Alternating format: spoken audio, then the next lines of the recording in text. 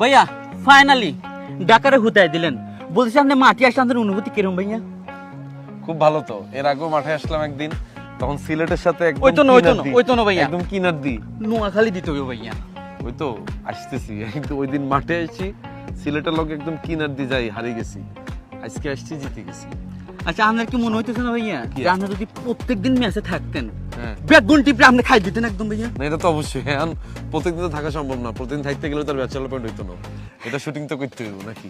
আচ্ছা ভাইয়া, আপনার কাছে যদি মনে হয় যে মানে এরকম যদি সুযোগ থাকতো ব্যাচেলার পয়েন্টের কোন ক্যারেক্টারে আপনি নোয়াখালী টিমের মধ্যে বডি দিতেন আপনি কিল্লাই দিতেন? খেলার লাইনে, খেলার লাইনে জি ভাইয়া।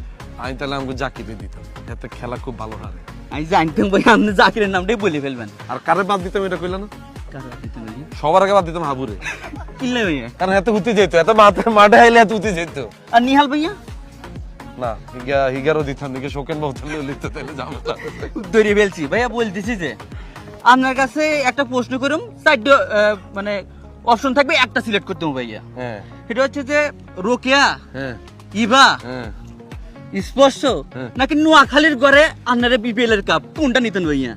মাই গড, চিবাই ফেলাই দুগা দিছি। নিয়ে যেত না, No দুটো ভাইয়া। অপশন নিয়ে যেত না। চলতো না, আচ্ছা, চলতো না। আপাতত যেহেতু মাঠে আছি তাহলে কাপটা দরকার আসে। আচ্ছা ঠিক আছে ভাইয়া।